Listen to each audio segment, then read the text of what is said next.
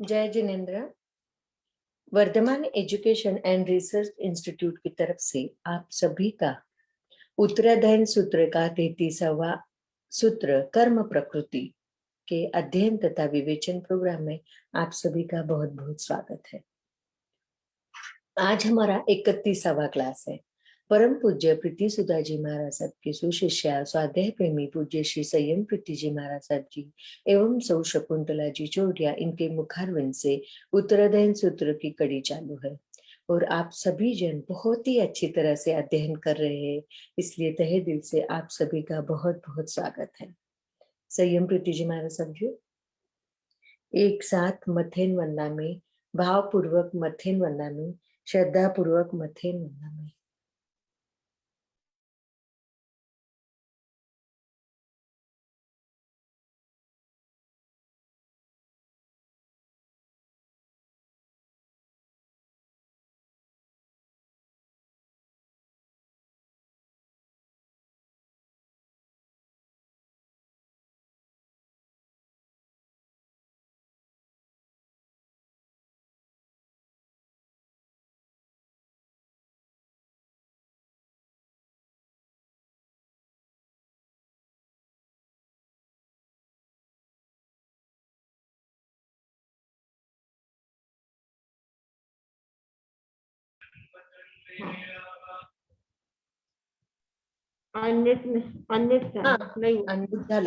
झालं। बोले शांतिनाथ भगवान की जय। आचार्य भगवंत की जय। नमो अरिहंताणम, नमो सिद्धाणम, नमो आयज्ञानम, नमो वज्रायानम, नमो लोये सवताहुनम। एसो पंच नमोकारो सव पावपनाशनो मंगलाणं च सव्येशिं परमं हवै मंगलम्, परमं हवै मंगलम्। श्री मिंदर महाराज आज्ञा, भगवान गुरु गोविंद जी महाराज आपकी आज्ञा। अध्ययन चित्र के 33वें अध्ययन पर विवेचन करने की आज्ञा चाहते हैं। परम आदरणीय, परम वंदनीय, परम तथा तपस्वी समस्त महापुरुषों के चरणों में भावपूर्वक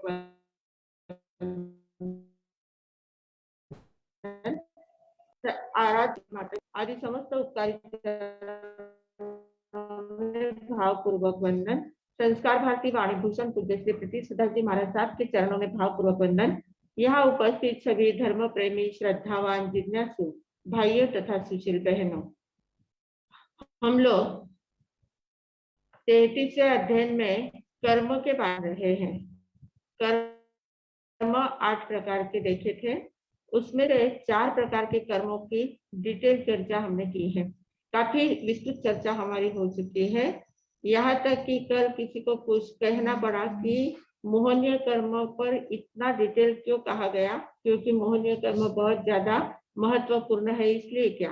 पर वैसी भी बात है, मोहनीय कर्म जो है वो रिंग लीडर है, सूत्रधार है, सभी कर्मों का सूत्रधार है और उसी के इशारे से सभी कर्म आते जाते रहते हैं। सभी कर्मों का जो अपना अस्तित्व है वो मोहनीय कर्म के कारण से टिका हुआ है। तो इसलिए मोहनीय कर्म को व्यवस्थित रूप से जानना बहुत जरूरी था, इसलिए जितना हो सका उतना डिटेल में करने का चर्चा करने की प्रयास किया है। आज हम देख रहे हैं आयुष्य कर्म, जो चौथा कर्म है, 5वां कर्म है, 5वें नंबर का कर्म, उसका नाम है आयुष्य कर्म।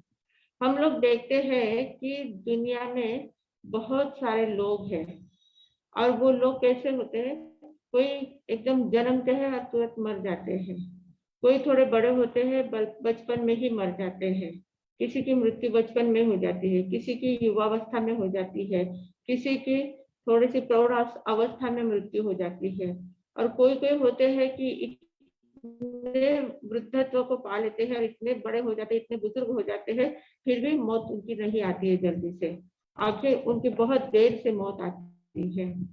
तो ऐसा कोई दीर्घायु और कोई अल्पायु, इस प्रकार का जो वातावरण होता है, इस प्रकार की जो लोगों की स्थिति होती है, तो ये ऐसा विचित्रपना क्यों है? ऐसा क्यों होता है? कोई बहुत जल्दी जाता है, कोई बहुत देर से जाता है, कोई कोई कोई इतनी मृत्यु चाहते हैं फिर भी उनको मृत्यु नहीं मिलती है, और कोई कोई नहीं चाहते हैं तो भी उनको बहुत जल्दी मृत्यु आ जाती है। तो इन सभी कारणों का कोई तो भी नियामक निर्णय मतलब जो पंडित लोग होते हैं, जो ज्ञानी लोग होते हैं, उन्होंने क्या किया कि इस सब विचित्रता के पीछे कोई निर्णायक तत्व अवश्य होना चाहिए। तो कौन सा वो निर्णायक तत्व है जिसके कारण से ऐसा देखा जाता है, कोई बहुत कम आयुष्य वाला होता है, कोई बहुत ज्यादा आयुष्य वाला होता है, और जो जन्म लेता है उसको मरना तो अवश्य पड़ता ही है। तो ये क्या है, ये कौन चलाता है ये सारा काम? तो इसके लिए हमारे कर्म सिद्धांत ने जवाब दिया है, समाधान किया है कर्म सिद्धांत ने, कि ये सभी जो विचित्रताएं दिखती है हमें, जो आयुष्य जीवन के बारे में जो अस्थिरता दिखती है, तो इस अस्थिरता के पीछे आयुष्य कर्म काम करता है। आयुष्य कर्म एक नियामक तत्व है, जीवन अवधि का नियामक तत्व आयुष्य कर्म है। जीवन अवधि यानी क्या? जितना जीवन का जितना काल है, हर एक का अपना अपना एक नियत काल होता है। जो जन्म लेता है उसका नियत काल उसी समय तय रहता है कि ये कितने वर्ष तक जीने वाला है, कब इसकी मौत होने वाली है, ये सब नियत होता है। तो इसको जीवन अवधि का नियत काल कहते हैं। तो ये जो नियत काल है, इस नियत काल का एक नियामक तत्व होता है, निर्णायक तत्व होता है, वह है आयुष्य कर्म। आयुष्य कर्म तय करता है कि किसको कितने दिन तक कौन से शरीर में रहना है, कौन सी आत्मा को कौन से शरीर में कितने दिनों तक, कितने सालों तक, कितने समय तक रखना है। ये सब निर्णय करने का काम आयुष्य तत्व करता है।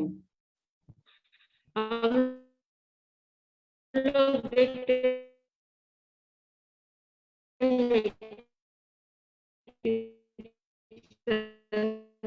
संसार में जितने भी जीव है, 4 प्रकार की गतियों में विभक्त है, या मुख्य 4 ही अलग अलग उनके भेद होते हैं, वहां पर वो जन्म लेते लिया करते हैं। तो, तो जो जो 4 गतियां हैं, वे गति 4 प्रकार की गतियां हैं। तो जितने भी संसारिक जीव है, सभी जीव इन 4 गतियों में। आवाज नहीं आ रही बराबर? आवाज कट रही क्या? हाँ, थोड़ी सी आवाज कट रही है। वो पता नहीं, नेट का कुछ प्रॉब्लम है, थोड़ी देर में हो जाएगा क्या? ठीक, अच्छा। थोड़ी देर, कल भी ऐसा हुआ था, थोड़ी देर में चलेगा। ओके। तो 4 प्रकार की गतियां हैं, और 4 प्रकार की गतियों में ही सभी जीव विभक्त है। जितने भी संसारी जीव है वो चारों गतियों में ही विभक्त हो जाते हैं। तो ये जो 4 गतियां हैं, तो इन 4 गतियों में कौन से जीव को कौन सी गति में कैसे शरीर में रखना है, ये सब आयुष्य कर्म तय करता है। ऐसे आयुष्य कर्म किसी को सुखी या दुखी नहीं बनाता है, सुख दुख की अनुभूति नहीं कराता है। सुख दुख की अनुभूति कौन कराता है? मोहनीय कर्म कराता है। मोहनीय कर्म के कारण, वेदनीय कर्म के कारण सुख दुख की अनुभूति हमें होती है। पर आयुष्य कर्म जो है वो न सुख देता है न दुख देता है, वो कुछ नहीं करता है। वो सिर्फ किसी भी एक गति में, एक शरीर में हमें स्थित कर देता है, और उसकी जितनी आयुष्य, जितनी अवधि है, उतनी अवधि तक वो वहां पर हमें बनाए रखता है, वहां से वो हिलने नहीं देता। इसके लिए आयुष्य कर्म के लिए उपमा दी गई है कारागृह की। कारागृह जो होता है, जेल जो होती है, तो जेल में क्या होता है, जो अपराधी अपराध करता है तो उस अपराधी को कुछ सजा मिलती है। कितने वर्षों की सजा है, किसी को 10 साल की सजा है, किसी को 20 साल की है, किसी को 2 महीने की सजा है, किसी को 5 महीने की सजा है। जैसे जिसका अपराध होगा वैसे उसको सजा मिलती है, और उसको जितनी सजा तय की जाती है उतनी सजा पूरी होने तक उसको उस जेल में रहना पड़ता है। फिर उसको वहां अच्छा लगे या बुरा लगे, वो वहां से निकलना चाहे या ना चाहे, कुछ भी हो जाए, उसको वहां कंपलसरी रहना ही पड़ता है, वहां से वो हट नहीं सकता, बाहर जा नहीं सकता। और अगर बाहर जाने का प्रयास करता है तो उसको वापस पकड़ के लाते हैं और उसी में उसको रख देते हैं। तो ये जो कारागृह होता है, कारागृह में अपने अवधि पूर्ण हुए बिना अपराधी को बाहर निकलना मना होता है। वैसे ही ये शरीर एक कारागृह के समान है। हमारा जो शरीर होता है वो कारागृह के समान होता है, और इस शरीर में, इस कारागृह में हमारी आत्मा बंद होती है। इस आत्मा को शरीर में बंद किया जाता है, और इसकी एक अवधि होती है। हर एक शरीर की अपनी एक अवधि होती है कि इस शरीर में यह आत्मा कितने वर्षों तक, कितने दिनों तक, कितने सालों तक, कितने समय तक रहने वाली है, ये उसका तय होता है। तो उतने दिनों तक, उतने समय तक उस आत्मा को उस शरीर में बनाए रखना, टिकाए रखने का काम आयुष्य कर्म करता है।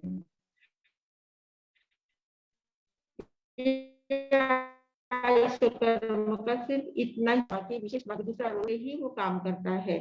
वो हमारे कहने से कुछ नहीं करता है। कोई व्यक्ति अगर नरक गति में है, नरक गति में गया है, वहां बहुत ज्यादा दुखी है, बहुत ज्यादा उसको वेदना हो रही है, इतनी तकलीफ हो रही है, और वो सोचता है कि मैं कब यहाँ से छूटूंगा, मुझे जल्दी से मौत आ जाए, मैं मेरी यहाँ से छुटका हो जाए, मैं यहाँ से बाहर निकल जाऊं। इस प्रकार के अगर वो चिंतन करता है, कितना भी चिंतन करे, फिर भी उसका जितना आयुष्य कर्म बंधा हुआ है, तब तक उसको वहां कंपल्सरी रहना ही पड़ता है। वो कितना भी बाहर निकलना चाहे तो वो निकल नहीं पाता है। ऐसे अगर कोई देवगति में है या मनुष्य गति में बहुत ज्यादा सुख सुविधा पूर्ण जीवन बिता रहा है, सभी प्रकार की सुख सुविधा है, पूरा भरा पूरा परिवार है, सभी प्रकार की समृद्धि है, और इतना आनंद के साथ जी रहा है, तो ऐसे जीवन से कोई भी जल्दी मौत की इच्छा नहीं करता है। अगर सभी प्रकार की सुविधा रही, सुख सुविधा रही, तो कोई मरना नहीं चाहता है वैसे समय। तो वो कितना भी चाहे कि मैं ऐसे ही मेरी जिंदगी बीतती रहे, मेरी मृत्यु ना आए, मैं इसे इस बार इन बातों को छोड़कर जाना नहीं चाहता हूँ, कितना भी वो सोचे कि मैं मरना नहीं चाहता, फिर भी उसका अगर आयुष्य कर्म पूर्ण हुआ है, तो वो आयुष्य कर्म पूर्ण होने के बाद एक क्षण के लिए भी वो रुक नहीं सकता उस शरीर में। उस शरीर को उसी क्षण उसको छोड़ना ही पड़ता है, वो रुक ही नहीं पाता, उसको छोड़ना ही पड़ता है। तो कितना भी मोह हो, कितनी भी आसक्ति हो, कितना भी परिवार भरा पूरा परिवार हो, डॉक्टर्स वहां खड़े हो, सब कुछ, सब लोग उसको संभालने के लिए, उसके शरीर को संभालने के लिए, शरीर में आत्मा को टिकाए रखने के लिए कितना भी प्रयास करे, पर जब समय पूर्ण होता है तो कोई भी काम नहीं आता है, कोई मंत्र काम नहीं आता है, कोई तंत्र काम नहीं आता है, कोई कितने भी तांत्रिक लोग वहां पर खड़े हो, बैठे हो, कितने भी प्रयोग करते हो, पर उनका भी वहां कुछ नहीं चलता है। जब आयुष्य कर्म पूरा हो जाता है तो कुछ भी नहीं चल सकता है, किसी की कुछ नहीं चलती है। आयुष्य पूर्ण होने के बाद शरीर को छोड़ना ही पड़ता है। ऐसा ये आयुष्य कर्म है। वो बराबर जितना समय नियत किया हुआ है उतने ही समय तक शरीर में टिकाता है, उससे न ज्यादा टिकने देता है न कम टिकने देता है, वो उतने समय तक बराबर टिकाए रखता है। तो ऐसा ये आयुष्य कर्म है। तो ये आयुष्य कर्म आत्मा का कौन सा नुकसान करता है?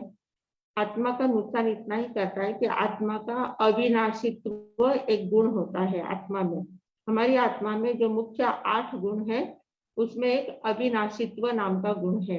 जैसे ज्ञान, अनंत ज्ञान गुण है, उस अनंत ज्ञान गुण को ढकने का काम ज्ञानावरणीय कर्म करता है। अनंत दर्शन गुण है, उसको ढकने का काम दर्शनावरणीय कर्म करता है। अव्यवहार सुख है, उसको ढकने का काम वेदनीय कर्म करता है। यथाख्यात चारित्र का अनंत सुख का जो गुण है, उसको ढकने का काम मोहनीय कर्म करता है। और अविनाशित्व, अविनाशित्व का अर्थ क्या है? अविनाशी, उसका कभी नाश नहीं होता है, उसमें ऐसी शक्ति होती है कि जो जहाँ रहता है वहां उसमें किसी भी प्रकार के गुणों का कभी नाश नहीं हो पाता है। ऐसा अविनाशी गुण आत्मा का है, पर उस अविनाशित्व गुण को ढकने का काम ये आयुष्य कर्म करता है। क्योंकि अविनाशित्व गुण को कैसे ढकता है? हम जब जन्म लेते हैं, शरीर में अगर हमें जन्म दिया है तो उस शरीर में उतनी अवधि तक ही रखेगा, उसके बाद तो वहां से हमें हटना ही पड़ता है, दूसरी गति में जाना पड़ता है। मतलब वहां अविनाशित्व नहीं आया, विनाशी तत्व आ गया है। तो विनाशी तत्व के साथ रहते हुए हमारी आत्मा को विनाशित्व गुण में शामिल होना पड़ता है, अविनाशित्व गुण से दूर रहना पड़ता है। अविनाशित्व गुण यानी क्या है कि कभी जिस स्थान पर वह बैठा है उसी स्थान पर बना रहेगा, उसमें बिल्कुल भी कोई फर्क नहीं पड़ेगा। जैसे सिद्धशिला में एक बार जीव चला गया है, तो वहां जाने के बाद वहां से वापिस हटता नहीं है, वहां पर अपने स्थान पर स्थानापन्न एक बार हो जाता है तो वहां से कभी हट नहीं पाता है। वो अविनाशित्व तत्व है, वहां अविनाशित्व गुण प्रकट हो जाता है। पर जब तक संसार में है तब तक अविनाशित्व गुण को ढकने का काम आयुष्य कर्म करता है। तो इस आयुष्य कर्म की बहुत बड़ी लीला है, ये हमें ऐसे घुमाते रहता है। एक गति पूरी हुई थी दूसरी गति में, दूसरी हुई की तीसरी गति में, तीसरी से चौथी गति में, चारों गतियों में परिभ्रमण कराने का काम आयुष्य कर्म करता है। और ये आयुष्य कर्म क्या करता है, आयुष्य कर्म के उदय से ही हमारा जन्म भी होता है, फिर बाल्यावस्था आती है, फिर कुमार अवस्था आती है, फिर युवावस्था आती है, फिर प्रौढ़ अवस्था आती है, फिर वृद्ध अवस्था आती है, फिर आगे वृद्धत्व के आगे भी जर्जर अवस्था आ जाती है, और फिर हमारी मृत्यु हो जाती है। मतलब ये स्टेप बाय स्टेप आगे आगे हमें बढ़ाता जाता है। जितनी आयु है उतनी आयु तक हमारे शरीर में परिवर्तन करने का काम ये आयुष्य कर्म करता है। आयुष्य कर्म के कारण से इन सभी अवस्थाओं से हम गुजरते जाते हैं। तो ये आयुष्य कर्म इस प्रकार का काम करता है। और आयुष्य कर्म का समाप्त होने पर, आयुष्य कर्म समाप्त होने पर दुनिया की कोई भी चीज, ऐसा कोई भी ताकत नहीं है कि जो उस शरीर में उस आत्मा को रोक सके, ऐसी कोई भी ताकत नहीं है। तो फिर वो चाहे मनुष्य भोजन कर रहा हो, चाहे किसी भी कोई भी कुछ भी काम कर रहा हो, मंत्र जाप कर रहा हो, कहीं बिस्तर पर सो रहा हो, कहीं दुकान में बैठा है, रास्ते में चल रहा है, किसी से बातें कर रहा है, या कुछ भी कर रहा हो, पर जिस समय उसके आयु पूर्ण हो जाती है, तो जैसे भोजन कर रहा है उसमें कहा जाता है कि एक और मुंह में है, एक और हाथ में है, और वो हाथ का और हाथ में ही रह जाता है, मुंह का मुंह में रह जाता है, और प्राण शरीर से निकल जाते हैं। तो मतलब इतनी अस्थिरता होती है, इतना ये आयुष्य कर्म इतना पंक्चुअल होता है कि वो अपने समय से एक समय भी ज्यादा बढ़ाता नहीं है। उसका समय पूरा होने के बाद एक समय के लिए भी वो टाइम नहीं देता है कि नहीं इतना कोर जितना ले रहे हैं उतना तो पूरा खा लो, उसके खाने के बाद मैं आपको ले जाऊंगा, ऐसा बिल्कुल नहीं है। एक कोर खागे रहेगे दूसरे ने देख, तो मतलब एक कोर खा लेता है दूसरा देख ही रहा है, तब तक तो प्राण चले जाते हैं। बाहर से घर में लोग आते हैं। एक आगे अभी पुणे में एक घटना घटी है, 40-45 साल का जवान, एकदम से व्यवस्थित तंदुरुस्त, एकदम हट्टा कट्टा आदमी, और वो बाहर से कुछ काम करके घर में आया, और घर में आने के बाद पत्नी ने उसको पानी दिया, पानी पिया और कहा कि मेरे लिए चाय बनाओ। वो बेचारी चाय बनाने के लिए अंदर गई है, ये सोफा पर बैठा था, और सोफा पर बैठे बैठे वो अभी चाय बना के लाती है, तब तक तो इसने अपने मान नीचे डाल दी, एकदम से उसका हार्ट फेल हो गया और वो चला गया। तो वो पत्नी चाय लेके आई और वो कहती है ऐसे क्या सोए आप, मैंने चाय लाई है, आप चाय तो पी लो। देखती तो कहाँ चाय पीने के लिए वहां है ही नहीं वो आदमी। तो इस प्रकार कब कैसे प्राण शरीर में से निकल जाएंगे कुछ पता चलता नहीं है। तो इतना ये अपने काम में एकदम पूरा ध्यान रखता है, एक समय भी ज्यादा बढ़ाता नहीं है।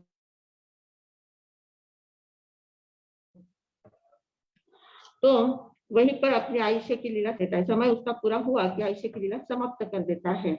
तो ऐसा यह आयुष्य कर्म होता है। तो ये आयुष्य कर्म जो होता है इसका बंध कैसे होता है, ये आयुष्य कितने दिन तक यहाँ रहने वाला है, इस शरीर में कितने दिन तक रहने वाला है, ये तय कैसे होता है, कब इसका बंध होता है।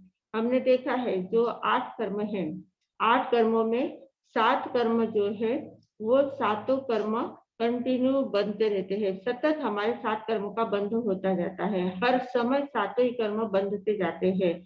सिर्फ एक आयुष्य कर्म ऐसा है कि जो जिंदगी भर में जितनी हमारी जिंदगी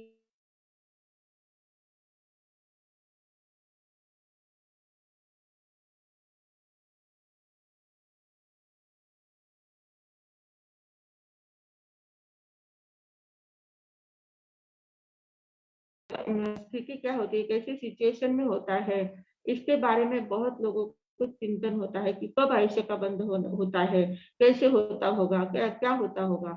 तो उसके लिए ज्ञानी लोगों ने कहा है, हमारे कर्म सिद्धांत में भी कहा गया है कि जो देवता और नारकी होते हैं, देवता और नारकी के जीव जो होते हैं, उनकी बहुत लंबी आयु होती है, बहुत कम से कम 10,000 वर्ष की और ज्यादा से ज्यादा 33 सागरोपम की आयुष्य उनकी होती है। बहुत लंबी आयु उनकी होती है। तो इतनी लंबी आयु होती है, तो उस आयु में उनका क्या होता है कि उनकी आयु 6 महीने शेष रहती है। जितनी आयु बंधी हुई है, जैसे 10,000 वर्ष की आयु बंधी हुई है, तो 10,000 वर्ष में सिर्फ 6 महीने बाकी रहे हैं। ऐसे उतनी अवस्था आने के बाद 6 महीने शेष रहने पर उनके अगले आयुष्य का बंध हो जाता है। उनका नियत एक ही समय होता है उनका, कि जितनी आयुष्य बंधी है उस आयुष्य को पूरा भोगने के बाद सिर्फ अब 6 महीने ही यहाँ इस शरीर में रहना है। ऐसी अवस्था जब आती है उनकी, उस समय उनके आयुष्य का बंध हो जाता है। मतलब एक ही बार उनका होता है, तो 6 महीने बाकी रहने पर होता है। पर मनुष्य और तिरंज का ऐसा नहीं है। मनुष्य और तिरंज का कैसे होता है? मनुष्य और तिरंज का, मनुष्य की आयु जैसे अभी जितनी भी आयु बंधी हुई होती है, पहले जन्म में जितने आयुष्य बांध के लाए हैं, तो उतनी जो आयु है, उस आयु के 1/3 भाग में हमारा जन्म होता, अगले आयुष्य का बंध होता है। मतलब जो आयु है उसके 3 भाग करना, उसमें से 2 भाग पूरे हो जाते हैं, तीसरा भाग जब आता है, शुरू होता है, उस समय अगले आयुष्य का बंध होता है। जैसे 90 वर्ष की आयु है, 90 वर्ष की आयु है, तो उसमें से 30 के 3 भाग करना, फिर पहले 30 निकल गए, दूसरे 30 निकल जाते हैं, 60 वर्ष बीतने के बाद जो अगले 30 वर्ष शुरू होते हैं, उस समय आयुष्य का बंध होता है। अगर उस समय बंध हुआ तो ठीक है, मतलब वो भी नियत नहीं होता है। मनुष्य का बहुत सब अनियत होता है, मनुष्य और तिरंज का दोनों का एकदम अनियत होता है। तो उस समय अगर बंध हो गया तो ठीक है आयुष्य का। अगर उस समय बंध नहीं हुआ, तो फिर आगे जो 30 वर्ष रहे हैं, उसके वापस 3 विभाग करना, उसके वापस 3 विभाग, मतलब 10-10 वर्ष के 3 विभाग करना, उसमें से 2 भाग निकल जाते हैं, 20 वर्ष वापिस बीत जाते हैं, और आखिरी के 10 वर्ष बाकी रहे हैं, तो उसके पहले समय में आयुष्य का बंधन हो जाता है।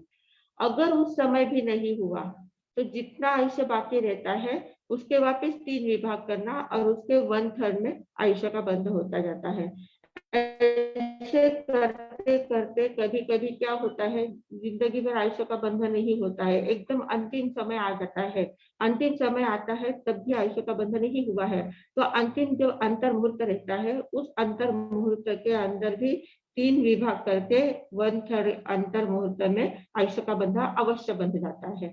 तो वो आयुष्य का बंध होने के बाद ही इस शरीर से आत्मा का छुटकारा होता है, इस शरीर से आत्मा बाहर निकलती है। तो आयुष्य का बंध होना बहुत जरूरी होता है, पर वो इस प्रकार से होता है, मनुष्य और तिर्यंज का 1/3 में आयुष्य का बंध होता जाता है। और ये 1/3 की जो कल्पना है, 1/3 के मतलब जो शास्त्रों में कहा गया है कि 1/3 भाग में आयुष्य का बंध होता है, तो उसके लिए हमारे यहाँ ये जो 5 तिथियां जो कही गई हैं, 5 तिथियां जो हम मानते हैं, बीज है, पाचम है, आठम है, 11 है, 14 पक्षी। तो ये जो 5 तिथियां जो होती है, इन 5 तिथियों के दिन, मतलब ये 5 तिथियां कैसी होती है, हर 2 दिन के बाद तीसरी तिथि आती है। जैसे बीज आई, फिर तीज और चौथ जाने के बाद पांचम आती है, छठ और सातम जाने के बाद आठम आती है, 9-10 जाने के बाद 11 आती है, 12-13 जाने के बाद 14 आती है, पक्ष और एकम जाने के बाद बीज आती है। तो इस प्रकार 5 तिथियों में 5 तिथियां, मतलब हर तीसरे दिन एक तिथि आती है। तो 1/3 मतलब पांचों तिथियों के हमने 3-3 विभाग में ऐसे उसका विभाग कर लिया है। 3-3 विभागों में वे तिथियों को बांट दिया है और फिर उस तिथि के दिन हमारे आयुष्य कर्म की बंध होने की संभावना बहुत ज्यादा होती है। ऐसी मान्यता, ऐसे बड़े बुजुर्ग लोग कहते हैं, ज्ञानी लोगों ने कहा है कि तिथि के दिनों में आयुष्य का बंध होने की संभावना बहुत ज्यादा होती है। पता नहीं है, मालूम नहीं है, तो आयुष्य मालूम नहीं है, रुतबा 1/3 भाग कब आने वाला है वो भी मालूम नहीं है। इसलिए हमें हमें समझ में नहीं आता है कि हमारा कब 1/3 भाग आ रहा है, पर हमें अंदाज से हर तीसरे दिन हर तिथि के दिन कुछ न कुछ अपने को संभालना चाहिए। हर तीसरे दिन हमारे अगले आयुष्य का अगर बंध होता है, कभी भी हो सकता है, तो हर तीसरे दिन हमें जागरूक रहना है। हर तिथि के दिन हमें जागरूक रहना है। उस दिन तपस्या करना है, धर्म ध्यान करना है, शांत रहना है, क्रोध कम करना है, मान कम करना है, कषाय कम करनी है और अच्छे अच्छे काम करना है, सामयिक प्रतिक्रमण करना है, धर्म ध्यान करना है, दान धर्म करना है। जितना भी अच्छा काम हो सकता है इन पर्व तिथियों में किया जाता है। जो 5 प्रकार की तिथियां बताई गई है, उन तिथि के दिनों में अच्छे सत्कार्य हमारे द्वारा होते रहे, ताकि अगर अगला आयुष्य हमारा बंध होता है तो वो अच्छा शुभ गति का आयुष्य बंध हो। अगर उन दिनों में हम झगड़ा फिसाद करते हैं, तेरा मेरा करते हैं, बहुत ज्यादा हिंसक वृत्ति से पेश आते हैं, किसी को मारते हैं, किसी को तकलीफ देते हैं, कुछ कष्ट देते हैं और ऐसे बहुत ज्यादा गुस्से में भर जाते हैं, बहुत ज्यादा क्रोध करते हैं, तो ऐसी अवस्था में अगर हमारा आयुष्य का बंध हुआ तो वो अशुभ गति का आयुष्य का बंध हो सकता है। तो इसलिए अगर शुभ गति का बंध करना है तो शुभ गति का बंध करने के लिए हमें 5 तिथियों का ध्यान रखना है। 5 तिथियों में बहुत ज्यादा संभावना होती है अगले जन्म का आयुष्य का बंध होने की। इसलिए इन 5 तिथियों का इतना महत्व हमारे यहाँ बताया गया है। बहुत लोग 5 तिथियों को बहुत ज्यादा ध्यान रखते हैं, लीलोटी का सेवन नहीं करते हैं, रात्रि भोजन का त्याग करते हैं, प्रतिक्रमण करते हैं, सामयिक करते हैं, धर्म ध्यान करते हैं, बहुत 5 तिथि में उपवास तपश्चर्या वगैरह करते हैं। ऐसा बहुत ज्यादा करके उन तिथि को मनाते हैं। तो इसलिए इन 5 तिथियों का महत्व बताया गया है। तो ये 1/3 भाग में हमारे आयुष्य का बंध होता जाता है। तो अब होता क्या है, जब आयुष्य का बंध होता है ना, हमारा अगले आयुष्य का बंध होता है, तो उस समय अगर हमारे मन के परिणाम, जिस समय आयुष्य का बंध हो रहा है उस समय अगर हमारे मन के परिणाम बहुत ज्यादा मंद है, बहुत ज्यादा शांत है, स्थिर है, तो उस समय अगर बंध हुआ आयुष्य का, तो वो आयुष्य का बंध शिथिल होता है। वो अगले आयुष्य का बंध जो होता है वो शिथिल होता है। मतलब वो आयुष्य एकदम गाढ़ा बंधता नहीं है, शिथिल बंधता है। शिथिल बंधता है मतलब क्या है, वो बहुत जल्दी पूरा भी हो सकता है। उस आयुष्य का बहुत ज्यादा भरोसा नहीं रहता है, कभी भी वो समाप्त हो सकता है, ऐसा वो आयुष्य बनता है। और जितनी तीव्रता से हम उस समय हमारे परिणाम जितने ज्यादा तीव्र होंगे, तो तीव्र परिणामों के कारण से जो आयुष्य का बंध होगा वो गाढ़ा बंधन होता है, फिर वो कितना भी प्रयास करे तो छूटता नहीं है। ऐसे 2 प्रकार का बंध आयुष्य का होता है। इन 2 प्रकारों को अपवर्तनीय आयुष्य और अनपवर्तनीय आयुष्य, ऐसे 2 प्रकार के आयुष्य कहे गए हैं। मतलब हम जो पूछते थे ना कि या हम सोचते थे ना कि कोई कोई बहुत जल्दी मर जाता है, कोई इतने दिनों तक जीता है, इतना वृद्ध हो जाते तो भी मरते नहीं है, तो भी उनकी मृत्यु नहीं आती है, और कोई कोई एकदम भर जवानी में चला जाता है। तो ऐसा क्यों होता है? तो किसी की आयुष्य एकदम कम होती है, किसी की आयुष्य एकदम ज्यादा होती है, तो ऐसा क्यों होता है? तो इसका कारण बताया गया है कि 2 प्रकार की आयु होती है। एक होती है अपवर्तनीय आयु, अपवर्तनीय आयु, और दूसरी होती है अनपवर्तनीय आयु। 2 प्रकार की आयुष्य बताई गई है। तो ये अपवर्तनीय आयु जो होती है ना, ये आयुष्य भले आपने 80 साल के आयुष्य का बंध कर लिया है, आयुष्य का कर्म बंध हुआ, उस समय आपने 80 साल का पैकेज तैयार कर लिया था कि अगले जन्म में जहाँ भी जन्म होगा वहाँ आयुष्य 80 वर्ष का आयुष्य रहेगा। इस प्रकार का आपने बंध कर लिया, पर वहां जाने के बाद आपकी 20 साल में 15 साल में कभी भी मौत हो सकती है।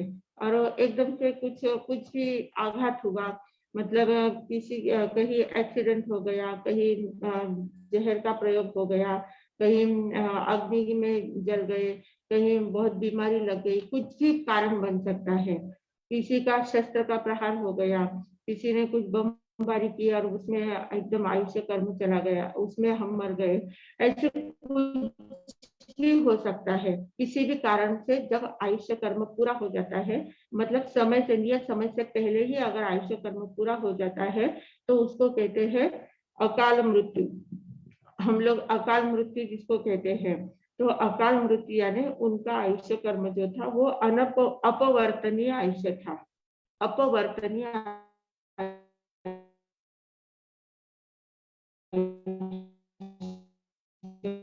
का बंध उनका हुआ था। इस वर्ष की आयु का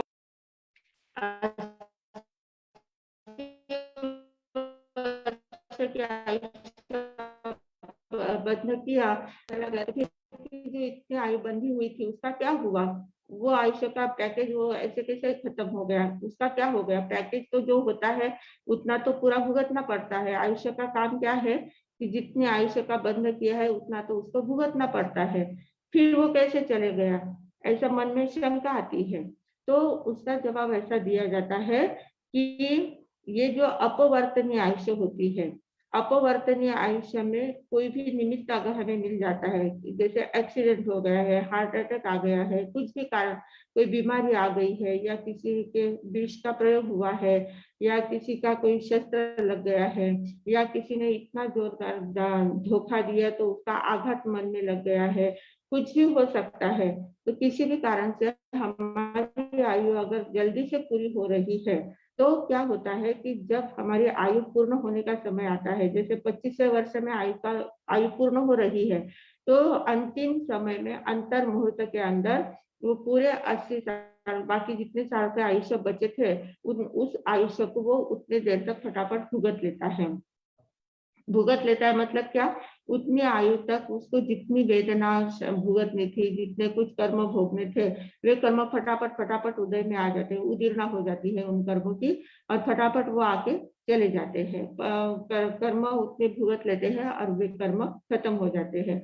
मतलब उतनी आयु को वो अंतर मुहूर्त में भी भुगत सकते हैं। तो अपवर्तनीय जो आयुष्य होता है उसकी ये विशेषता होती है कि नियत काल से पूर्व ही वो भोगा जाता है, और अल्प समय में पूरा आयुष्य भोग लिया जाता है। छोटे से समय में, मतलब 20-25 वर्ष में या 30-35 वर्ष में अगर उसकी आयु पूर्ण हो रही है, तो जितनी उससे बंधी हुई आयु थी उतनी आयु वो उतने थोड़े से समय में भुगत लेता है और वहां से मुक्त हो जाता है। ऐसा जो आयुष्य का बंध होता है उसको अपवर्तनीय आयुष्य कहते हैं। मतलब वो बहुत जल्दी पूरी हो जाती है। इसी को सोपक्रम आयुष्य भी कहते हैं। सोपक्रम यानी उपक्रम, किसी तो भी उपक्रम से वो मर जाता है। कोई भी ऐसा उपक्रम घटित हो जाता है, कोई शस्त्र है, वस्त्र, अग्नि है, जहर है, कुछ भी है, उसके निमित्त से उसकी आयु पूरी हो जाती है। उसी को सोपक्रम आयुष्य भी कहते हैं। तो ये सोपक्रम और अपवर्तनीय आयुष्य, ये आयुष्य मनुष्य या तिरंजक को हो सकती है। और दूसरी आयुष्य होती है अनपवर्तनीय आयुष्य।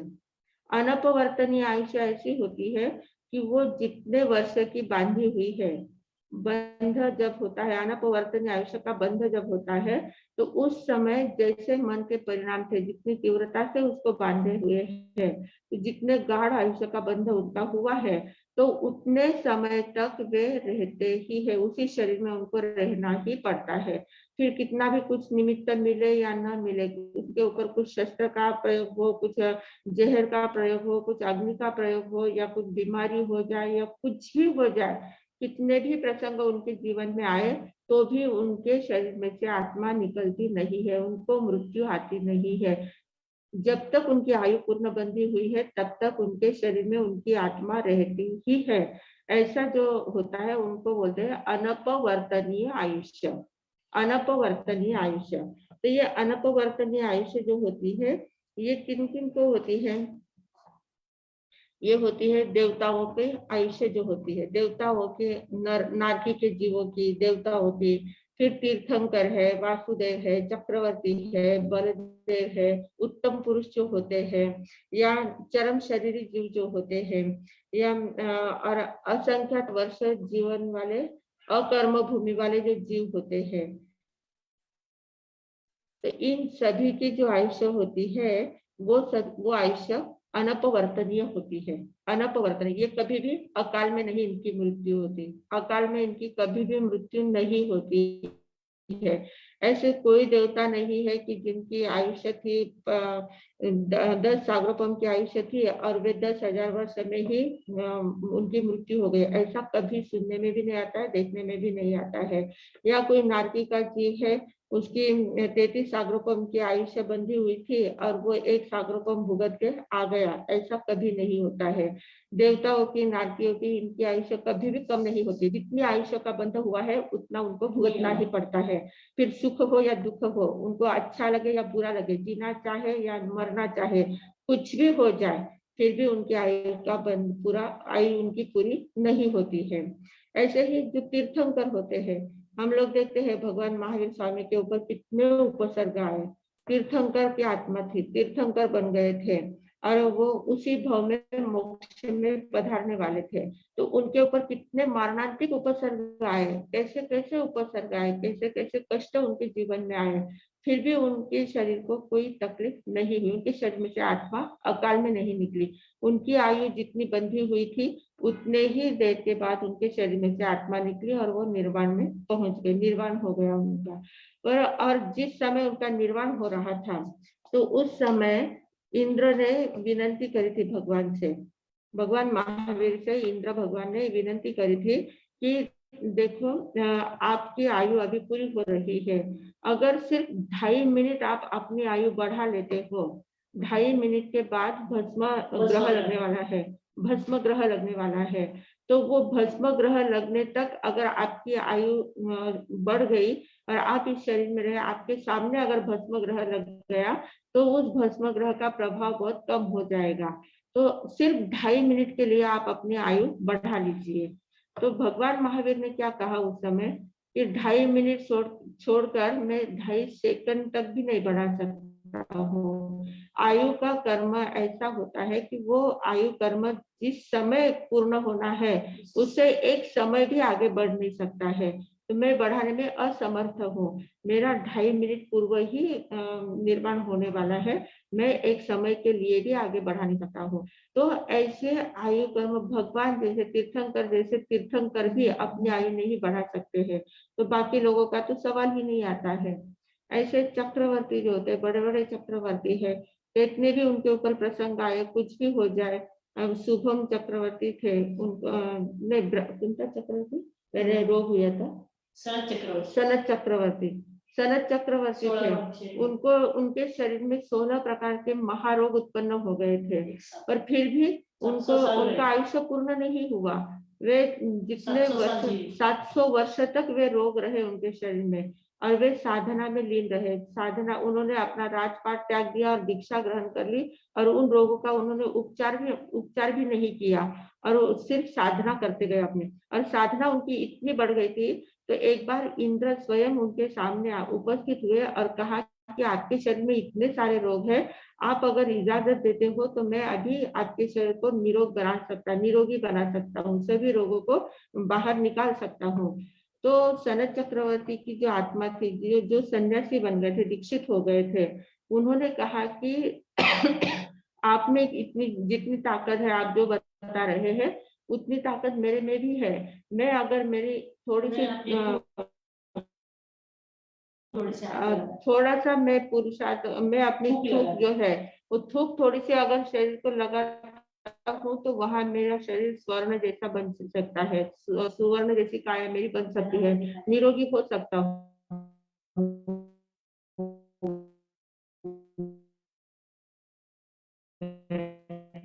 पर मुझे करना नहीं, मेरे बनना नहीं चाहता हूँ, जो मैं स्वस्थ होऊंगा, ऐसे मुझे बीच में स्वस्थ नहीं होना है। तो इस प्रकार इतने महारोगों से वे ग्रसित 700 वर्ष तक उन्होंने साधना की और अपने रोगों का निर्जरा का कारण बनाया, निर्जरा करते गए। तो ऐसे निर्जरा करी पर उन रोगों में उनकी आयुष्य पूर्ण नहीं हुई। आखिर जब उनकी आयु पूर्ण होनी थी तभी उनकी आयु पूर्ण हुई और वे भी सिद्ध बुद्ध मुक्त हो गए। तो इस प्रकार ये जो भी चक्रवर्ती है बलदेव, जो हम 63 शला का पुरुष कहते हैं, 63 शला का पुरुष में कौन कौन आते हैं? 24 तीर्थंकर आते हैं, 12 चक्रवर्ती आते हैं, 9 वासुदेव, 9 बलदेव, 9 प्रतिवासी देव। ये सारे 63 शला का पुरुष में आने वाले पुरुष है, मतलब उत्तम पुरुष कहे जाते हैं। तो इन उत्तम पुरुषों की अकाल में मृत्यु कभी भी नहीं होती है। ये सभी कैसे है? अनपवर्तनीय आयुष्य वाले हैं। इनकी आयुष्य कभी भी बीच में पूरी नहीं होती है। इनकी आयुष्य आखिर दम तक, मतलब जब जितनी बांध के लाए हैं उतनी आयु पूरी वे करते हैं, तभी उनकी मृत्यु होती है। ऐसे जो चरम शरीर यानी जिनका ये शरीर अंतिम है, अब उनके जन्म मरण का चक्र छूटने वाला है, इसी शरीर से वे सिद्ध बुद्ध और मुक्त होने वाले हैं। ऐसी अवस्था वाले जो जीव होते हैं, उनके ऊपर भी कितने भी संकट आ जाए, कुछ भी हो जाए, उनका भी आयुष्य कभी पूरा नहीं होता है, बीच में पूरा नहीं होता है। पूर्ण आयुष्य भोग कर ही वे सिद्ध बुद्ध और मुक्त हो सकते हैं। तो ऐसे ये आयुष्य कर्म का ये अनपवर्तनीय आयुष्य जो होता है, ये कभी भी बीच में छूटता नहीं है। अनपवर्तनीय आयुष्य वाले जो होते हैं, उनमें भी सोपक्रम निरूपक्रम दोनों प्रकार होते हैं। निरूपक्रम यानी जिसके जीवन में किसी भी प्रकार की कोई बाधा नहीं आई है, कोई आघात नहीं आया है, किसी प्रकार का कोई दुख नहीं आया है, कोई कष्ट नहीं आया है, कोई उपसर्ग नहीं आया है, एकदम सीधा सीधा जिनका जीवन चला है, आनंदमय जिनका जीवन है, अंतिम समय तक पूरा आनंदमय जीवन बीतता है, उनको बोलते हैं निरूपक्रम अनपवर्तनीय आयुष्य। कोई उपक्रम ही नहीं, उनके जीवन में ऐसा कोई मतलब उपसर्ग ही किसी प्रकार का नहीं आता है, तो वे निरुपक्रमी अनपवर्तनीय आयुष्य वाले होते हैं। पर अनपवर्तनीय आयुष्य में सोपक्रमी वाले भी होते हैं।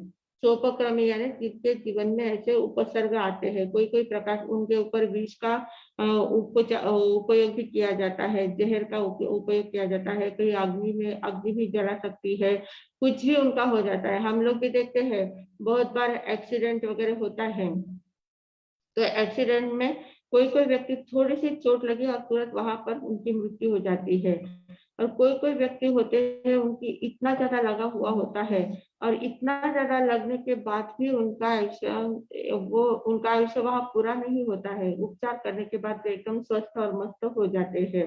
तो मतलब जिसकी आयु पूर्ण जल्दी हो गई है, उनका आयुष्य क्या है? अपवर्तनीय आयुष्य है। और जो इतना कष्ट होने के बाद भी जो वापिस स्वस्थ हो जाते हैं, वे अनपवर्तनीय आयुष्य वाले होते हैं।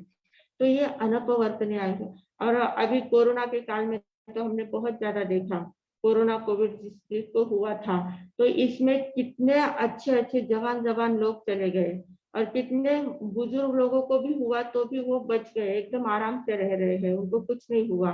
मतलब रोग सभी को हुआ, बहुत लोगों को रोग हुआ है, पर सभी लोग नहीं गए हैं। जिनकी अपवर्तनीय आयुष्य थी, वे लोग बहुत जल्दी से चले गए। और इसमें क्या होता है, कोई कोई लोग तो डर के मारे भी मर जाते हैं। डर ऐसा मन में भय बैठ जाता है, उस भय के मारे भी वो मर जाते हैं। रोग का कुछ कारण था नहीं, रोग विशेष था नहीं, पर उस रोग, मुझे कोरोना हो गया है, अब मैं क्या करूंगा, अब मेरा क्या होगा, और ऐसे करते ही एकदम से उनको अटैक आ जाती है और वो चले जाते हैं। तो इस प्रकार बहुत प्रकार हमें देखने को मिलते हैं। इतनी विचित्रता होती है जिंदगियों की, जितने लोग हैं उन लोगों में अलग अलग प्रकार बहुत ज्यादा देखने को मिलते हैं। तो उन सभी के लिए हमारे पास यही समाधान है कि आयुष्य दो प्रकार के होते हैं, एक अपवर्तनीय आयुष्य और एक होता है अनपवर्तनीय आयुष्य। तो अपवर्तनीय आयुष्य वाले जो होते हैं, जो उनकी आयु बीच में भी पूरी हो सकती है या पूरी आयु भी भोग सकते हैं। ऐसा नहीं कि जरूर नहीं कि जो अपवर्तनीय वाले वो बीच में ही मर जाएंगे, ऐसा नहीं है। अपवर्तनीय आयुष्य वाले पूरा आयुष्य भी भुगत सकते हैं, उनके जीवन में भी ऐसे कुछ प्रसंग आए तो भी वो अपनी आयु पूरी कर सकते हैं और कभी कभी जल्दी भी जा सकते हैं। मतलब ऐसा उनका पूरा भरोसा नहीं होता है। पर अनपवर्तनीय वाले जो आयुष्य वाले होते हैं, वे अपनी आयु पूर्णतः भुगतते हैं। उनकी आयु बिल्कुल भी कम नहीं होती है। वे अपनी आयु पूर्ण भुगतते, कैसा भी संकट उनके ऊपर आए तो भी वो जाते नहीं, अपना शरीर छोड़ के जाते नहीं है। तो इस प्रकार ये आयुष्य कर्म का सब सारा खेल है। तो ये दो प्रकार के तो आयुष्य हमने देखे हैं। पर अब जो आयुष्य अपवर्तनीय आयुष्य वाले जो है, अपने स्थानांक सूत्र में बताया गया है कि जो अपवर्तनीय आयुष्य वाले लोग हैं वे 7 प्रकार के कारण उनको मिलते हैं। 7 कारणों से उनकी मृत्यु अकाल में हो सकती है। तो वो 7 कारण समय तो हो चुका है। 7 कारण है। उनमें पहला कहा है, जैसे काफी तो हमने बोल ही दिए हैं। उसमें पहला है अध्यवसाय। अध्यवसाय यानी क्या? बहुत ज्यादा हर्ष होना, बहुत हर्षायु हो जाता है किसी किसी को। कोई खुशी की बातें, इतनी ज्यादा चारों ओर से खुशी की बातें आ जाती है, इतनी ज्यादा खुशी हो जाती है कि एकदम से उनका हार्ट अटैक आ जाता है, हार्ट फेल हो जाता है। अति ज्यादा हर्ष के कारण, अति ज्यादा शोक के कारण, अति ज्यादा भय के कारण, अति ज्यादा आसक्ति के कारण, बहुत ज्यादा ये इनका अतिरेक जब हो जाता है तो इसके कारण से प्रबल मानसिक आघात इनको लगता है। और मानसिक आघात लगने से एकदम से आयु कर्म क्षय हो जाता है, मतलब उस समय आयु उनकी पूर्ण हो जाती है और शरीर में से आत्मा निकल जाती है। दूसरा है निमित्त। निमित्त यानी क्या?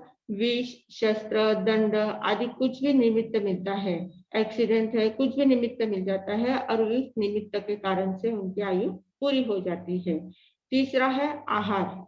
आहार में आहार की अत्यधिकता, बहुत ज्यादा आहार कर लेने से, बहुत ज्यादा खाने, दिन भर खाते रहे, इतना ज्यादा खा लिया कि अब शरीर में, पेट में इतनी सी भी जगह नहीं, पानी पीने की भी जगह नहीं है। और वो अति आहार के कारण से शरीर उसको पचा भी नहीं पाता है, झेल नहीं पाता है और उनकी मृत्यु हो जाती है।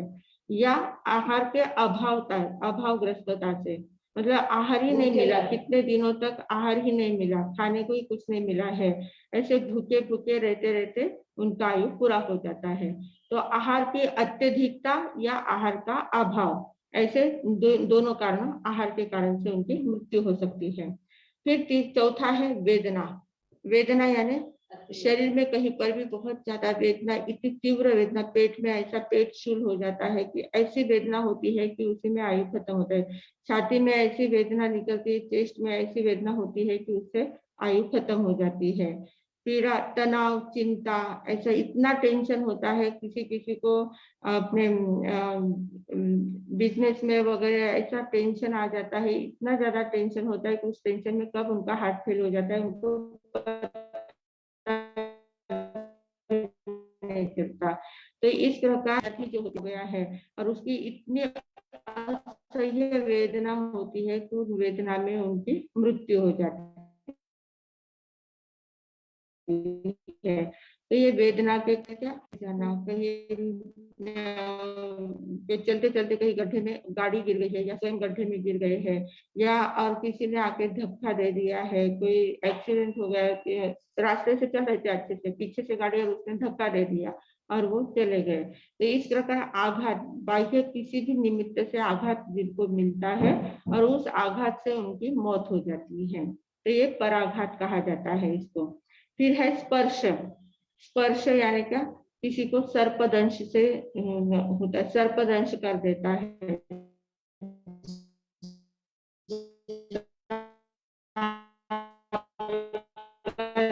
जहरीला सांप होता है, उसमें फैल जाता है, वस्तु होती है शरीर में जहर फैल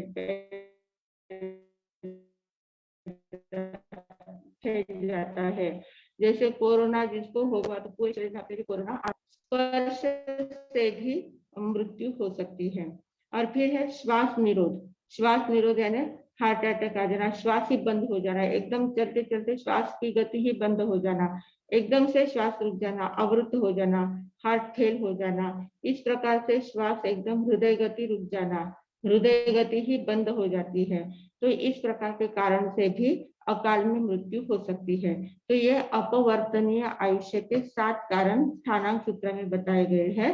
तो ऐसे आयुष्य दो प्रकार के हमने मुख्य रूप से देखे हैं, अपवर्तनीय आयुष्य और अनपवर्तनीय आयुष्य।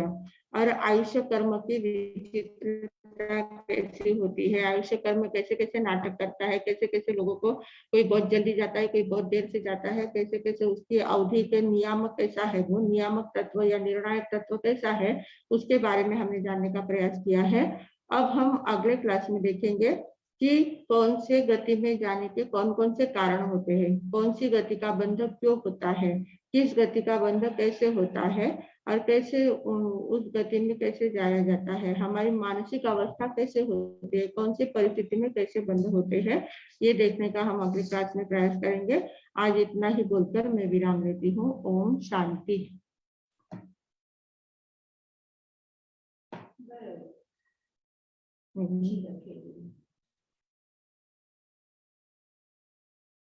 हाँ,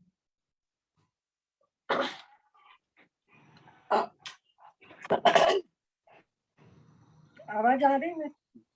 हाँ,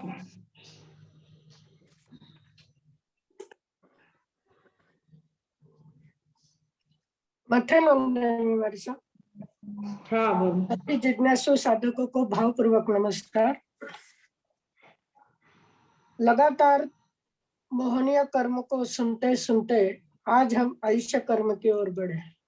ये सारी महत्वपूर्ण घटना अपने जीवन की है कि किस तरह से मोहनीय कर्म के कारण हमारा ह्रास होता है या उसका क्षय करने से किस तरह से हमारा उद्धार होता है।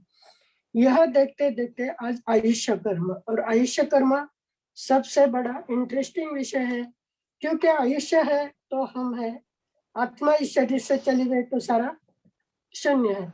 तो इस आयुष्य कर्म जो जीवन के बारे में अस्थिरता दिखती है, वह आयुष्य कर्म के कारण जीवन अवधि का निर्णयात्मक तत्व है आयुष्य कर्म।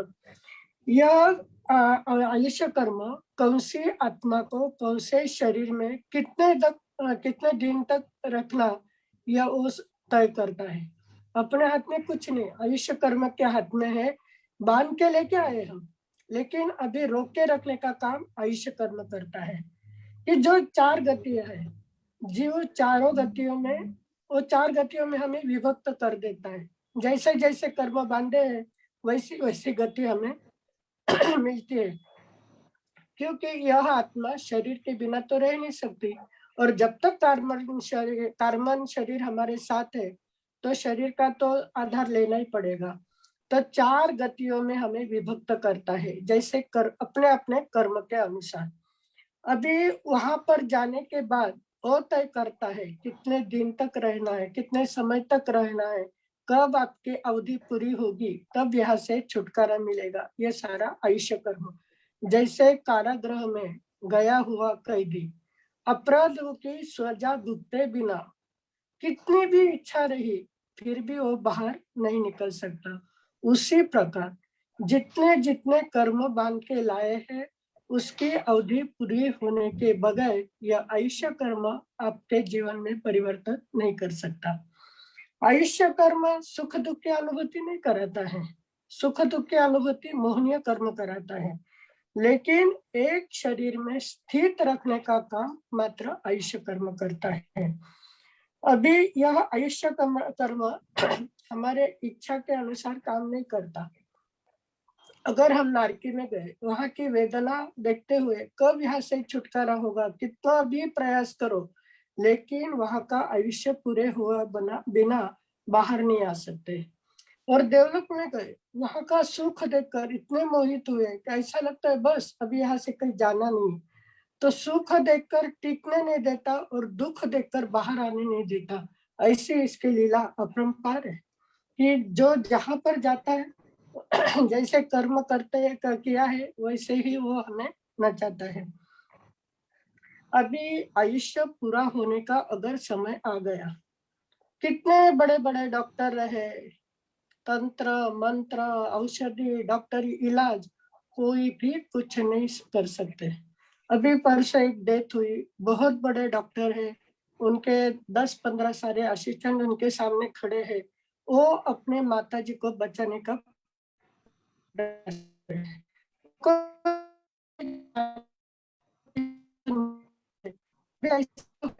हमारे सुनने के बाद भी कि आयु कैसे हो रही, तो उनको लगता है कि मेरे इसमें कुछ फर्क है, कुछ त्रुटि रह गई क्या। तो ऐसा है, तो मैंने कहा कि कुछ भी रहा, भगवान भी अपना आयुष्य 2.5 मिनट तक भी नहीं बढ़ा सके, तो बड़े बड़े डॉक्टर क्या कर सकते, कुछ भी नहीं। आयुष्य पूरा होने के बाद वह व्यक्ति तो यहाँ से, वह आत्मा इस शरीर से तो जाने ही वाली है। तो आत्मा का आयुष्य कर्म एक काम करता है, आत्मा का जो अविनाशी गुण है उसको ढक देता है और विनाशी गुण के ओर बढ़ाते रहता है।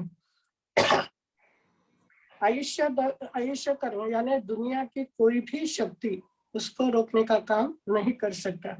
हर समय 7 कर्म बनते हैं, लेकिन आयुष्य कर्म बड़ा भारी है, वो एक ही बार बनता है। और वो भी कैसा बनता है, आयुष्य के 1/3 में, 1/3 भाग में बनता है। जैसे हमारे सबने अभी आप उदाहरण दिया कि 100 वर्ष के आयुष्य में किस तरह से आयुष्य का बंध होता है। तो इसलिए बड़े ज्ञानी बुजुर्ग उन्होंने और उसके आगे हमें ये बताया कि 1/3, तो जो 5 तिथियां है वो पर्व तिथियां, कि अगर उसमें हम धर्म साधना करते रहे तो अच्छी गति को प्राप्त हो सकते हैं।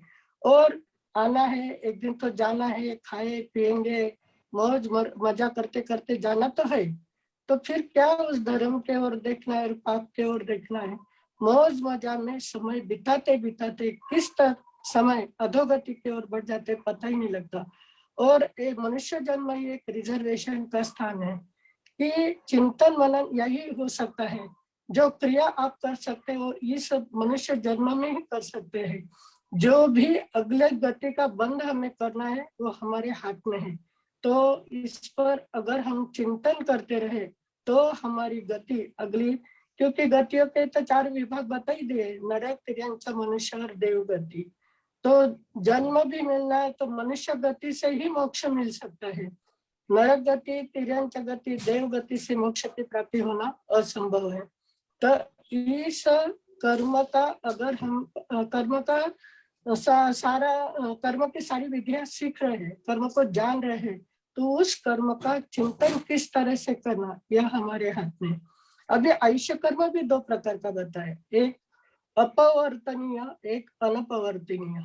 अपवर्तनीय आयुष्य 7 कारण से टूटता है, अरे सब में सारे नाम भी बताए। और अनपवर्तनीय कि जो तीर्थंकर है, 63 शलाका पुरुष है, चरण शरीरी जीव है, आदि उत्कृष्ट जो साधना करने वाले साधक है, उनका आयुष्य अनपवर्तनीय होता है। अभी हमारे हाथ में है हमारा आयुष्य किस तरह से बनना चाहिए, और इसका उपाय कल हम सुनेंगे कि कौन से गति में जाने के लिए किस तरह की साधना करनी पड़ती है, किस तरह की क्रिया करनी पड़ती है। अगर उच्च गति में पहुंचना है तो सारी बातें जानने के बाद चिंतन तो करेंगे, चिंतन करके रुकना नहीं है, प्रैक्टिकल जीवन में परिवर्तन आना चाहिए, तभी अगले जन्म की तैयारी हम यहाँ से कर सकते हैं। इसी मंगल भावना के साथ मैं विराम लेती हूँ।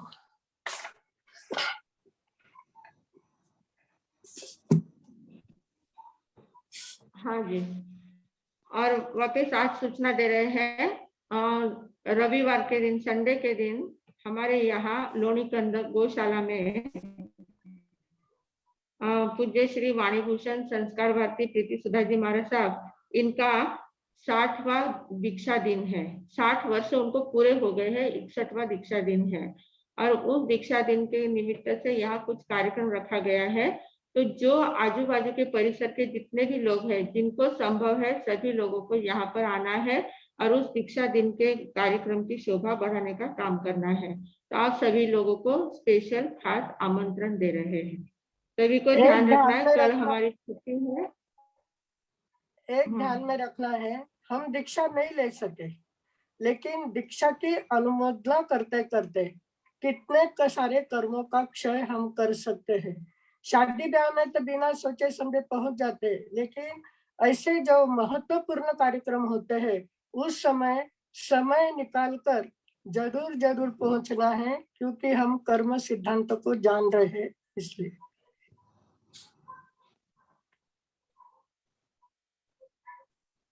प्रश्न? धन्यवाद। हाँ, प्रश्न हँड्रेड है विमलाजी बापना।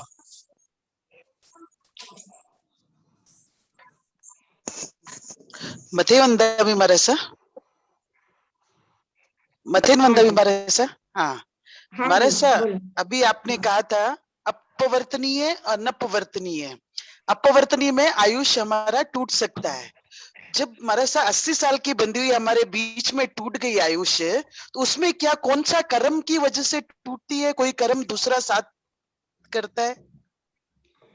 वो आयुष्य ही है जो अपवर्तनीय आयुष्य है, इसलिए कोई भी निमित्त मिल जाता है उनको। अपवर्तनीय आयुष्य है, इसके कारण से कोई भी निमित्त मिल जाता है और उस निमित्त के कारण से आयु पूरी हो जाती है, तो और वो आयुष्य ही उसके कारण है। बाकी पहले दूसरा जन्म कर्म में अच्छा, पहले जन्म में आत्महत्या या अपघाती मृत्यु हुई हो तो 7 ऐसे, उसमें से एक कारण ये भी है कि 7 कारण से आयुष्य टूटती है, तो आत्महत्या की हुई व्यक्ति का भी टूट सकता है, या अपघाती मृत्यु एक बार हो गई तो 7 बार अपघाती मृत्यु होती है। आवाज आई क्या? नहीं नहीं, आवाज नहीं आ रही है। अगर हमने किसी ने आ रही है ना आत्महत्या कर ली, अगर किसी ने आत्महत्या की हुई हो तो 7 जन्म तक अपघाती मृत्यु होता है, और अपघाती मृत्यु होने के कारण वो 7 कारण फिर कैसे भी मिलते हैं उनको। अच्छा अच्छा, ऐसा भी हो सकता है, सभी क्या आत्महत्या ही कारण नहीं रहेगा, लेकिन अपघाती मृत्यु भी हो गया तो ऐसा हो सकता है। अच्छा अच्छा। और महाराज साहब, आपने ये बताया था कि अनपवर्तनी में भी सोपकर्मी अनपवर्ती वाले होते हैं, तो वो कैसे महाराज साहब? वो अभी कहा ना कि जो जैसे तीर्थंकर परमात्मा को कितने उपसर्ग आए, कैसे कैसे प्रसंग है। सोपक्रम का अर्थ क्या होता है? ऐसे मृत्यु के निमित्त उत्पन्न हो जाए, मृत्यु के जैसा वातावरण तैयार हो जाए, तो वो कितने भी उपसर्ग आते हैं, कैसे कैसे प्रयोग उनके ऊपर होते हैं, फिर भी वो उसमें से बच जाते हैं, फिर भी उनकी आयु पूरी नहीं होती है। वो अनपवर्तनीय में सोपक्रम आयुष्य। अच्छा, मथिन वंदा भी महाराज साहब, सुख साता है महाराज साहब। हाँ, दया पल आता है। ओके, थैंक यू विमला जी। आगे है सोनल जी मोदी।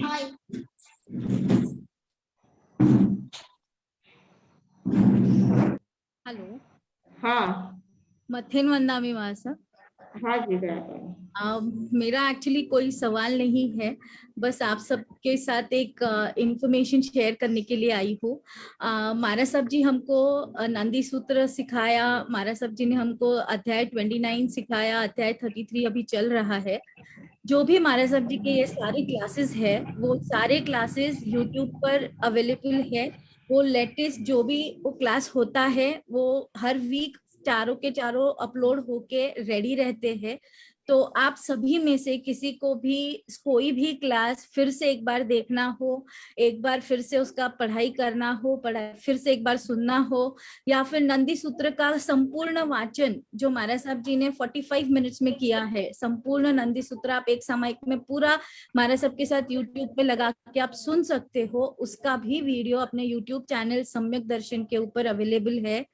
अगर होस्ट मेरे को इजाजत दे और स्क्रीन शेयर करने के लिए कहे तो मैं आपको स्क्रीन शेयर करके यूट्यूब पे कैसे देखना है, कौन सा चैनल है, वो आपको थोड़ा बहुत समझाना चाहूंगी। क्या मुझे मेरा स्क्रीन शेयर कर सकती हूँ मैं? हेलो हेलो, आवाज आ रही? स्क्रीन शेयर के लिए आपको को होस्ट बनना पड़ेगा क्या?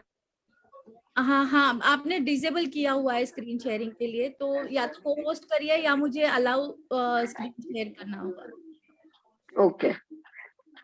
और मैंने चैट में आपके लिए चैनल का नाम और कंप्लीट लिस्ट ऑफ वो चैनल का पूरा लिंक दिया है, आप कॉपी करके अपने व्हाट्सएप में या अपने नोट में, फोन बुक पे या लैपटॉप में सेव करके रख सकते हैं।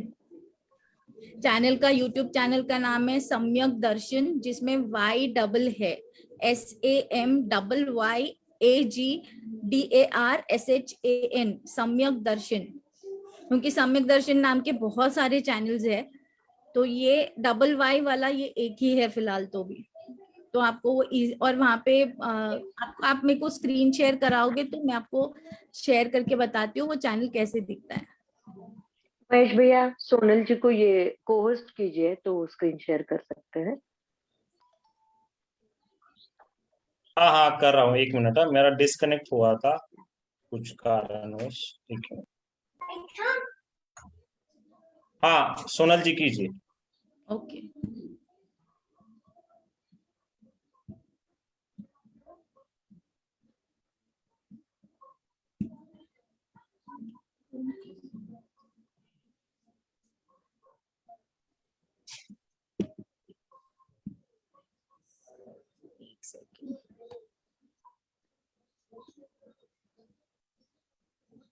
एक सेकेंड। हाँ,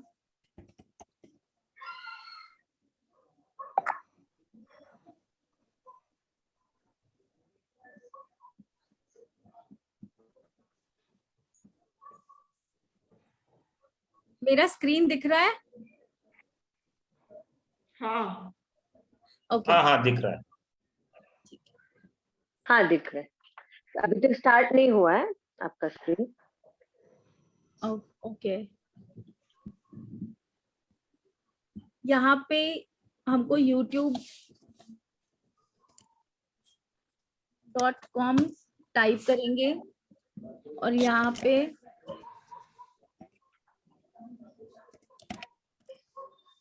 सम्यक दर्शन सर्च करने के बाद ये जो चैनल आता है, मारे साहब जी की सम्यक दर्शन बुक है, उसका लोगो है वहां पे, तो आपको फटाक से क्लियर होगा कि ये वाले सम्यक दर्शन पे मिलेंगे सारे वीडियोस। और जब आप उस चैनल पे क्लिक करोगे तो आपको ये पूरे वीडियोस यहाँ पे दिखेंगे। यहाँ प्लेलिस्ट भी बनी हुई है, प्लेलिस्ट में उत्तराध्यान सूत्र की प्लेलिस्ट है, यहाँ पे सारे ज्ञानधारा नंदी सूत्र के भी वीडियोस है। और सिर्फ वीडियोस पे अगर आप जाते हो तो यहाँ पे ये कर्म प्रकृति के लेटेस्ट सारे वीडियोस पहले दिखेंगे। आप नीचे स्क्रॉल करेंगे जाएंगे तो यहाँ पे ये येलो कलर का जो आइकन है, ये वाले अध्याय 29 के है, उत्तराध्याय सूत्र 29 अध्यायन वाले ये सेशंस है। और उसके नीचे यहाँ पे ये ज्ञान धारा के नाम से सारे जो वीडियोस है, ये सारे नंदी सूत्र के वीडियोस है। हर एक क्लास मारा साहब जी का ऑनलाइन है, हर एक क्लास लेटेस्ट से लेटेस्ट अपडेट होता है इस चैनल के ऊपर। सो आप प्लीज ये चैनल को सब्सक्राइब कर लेंगे और यहाँ पे एक बेल आइकन होता है, इसको अगर आप प्रेस कर लेंगे तो आपको उसके नोटिफिकेशन जैसे ही चैनल पे वीडियोस अपलोड होंगे, आपको ये बेल आइकन के कारण आपको उसमें फटाक से नोटिफिकेशन आ जाएगा कि यहाँ पे वो नया वीडियो आ चुका है करके। तो ये आपके लिए आसानी से आप समझ जाओगे कि नया वीडियो अपलोड हो गया है। तो आप सब जन सब्सक्राइब कीजिए इस चैनल के लिए और यहाँ पे बेल आइकन को प्रेस करके नोटिफिकेशन भी ऑन कर दीजिए, ताकि आपको सम्यक दर्शन के सारे चैनल्स, आप उसके ऊपर क्लिक करेंगे तो आप सारे वीडियोस और देख सकते हो। इसमें सेशन के हिसाब से डिटेल्स दिए हुए हैं, टाइटल में आप सेशन पढ़ सकते हो। तो इस तरीके से आप YouTube पे हर एक वीडियो अवेलेबल है और आप ये लिंक आप कॉपी करके रख सकते हो। अगर कोई क्वेश्चन हो तो आप भी मुझे संपर्क कर सकते हो। धन्यवाद। चैट में मैंने लिंक शेयर किया है, चैनल का नाम भी शेयर किया है, तो वो प्लीज सेव कर लेना।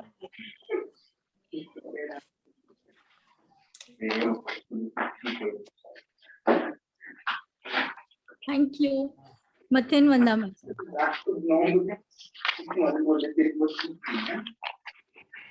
बहुत बहुत धन्यवाद सोनल जी, बहुत अच्छा इंफॉर्मेशन दिया आपने, बहुत बहुत धन्यवाद। महेश भैया कुछ क्वेश्चंस? प्रश्न है एक दो एक कोठारी का इनका प्रश्न लेंगे और हम आज का सेशन ये करेंगे। सुहाची कोठारी, हाँ बोलिए।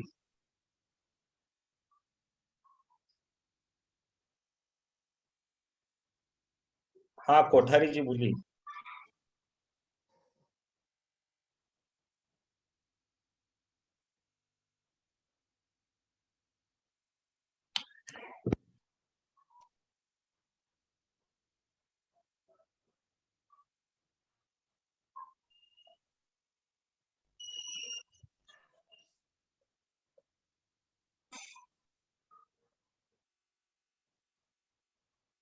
मंगल पाठ कीजिए। चल कुछ आप पूछना चाह, मंडे के दिन लेना। हमारा सब्जेक्ट पचकाना और मंगल।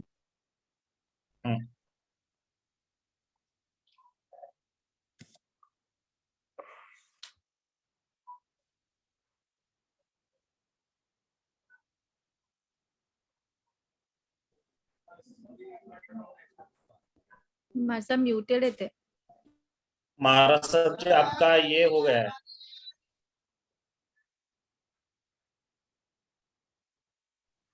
हाँ जी, हाथ जोड़े जिन्हें आसनम पाणम क्षैमम उगय सूर्य नवकारशी पोषी देर पोषी अपप्रधारणाप्रमाणे उपेक्षित पचकान अनुत्थान भोगनम सहस्रागरणम सह समाहिवत्यागरणम होसिरे होसिरे होसिरे। 2 घंटे तक कथा वार्ता करने ऐसे उपेक्षित पचकांतस बनते पड़िक में निंदे करी है होसिरे होसिरे। ओम शांति शांति शांति। गुरुदेव की आज्ञा से चत्तारी मंगलम अरिहंता मंगलम सिद्धा मंगलम साहू मंगलम केवली पंडितो धम्मो मंगलम। चत्तारी लोकोत्तमा अरिहंता लोकोत्तमा सिद्धा लोकोत्तमा साहू लोकोत्तमा केवली पंडितो धम्मो लोकोत्तमो। चत्तारी शरणम पवज्जामि अरिहंते शरणम पवज्जामि सिद्धे शरणम पवज्जामि साहू शरणम पवज्जामि केवली पंडितम धम्मम शरणम पवज्जामि। 4 मंगल 4 उत्तम 4 शरणा दुख हरना सुख करना और शरणा कोई जो भवि प्राणी आदरे तो अक्षय अमर पद होए। बोले भगवान महावीर स्वामी की जय। आचार्य की जय। पूज्य श्री माता जी महाराज साहब की जय। संस्कार भारती वाणी भूषण पूज्य श्री प्रीति सुधा जी महाराज साहब की जय। सब साधु संतन की जय। आज आनंद की जय।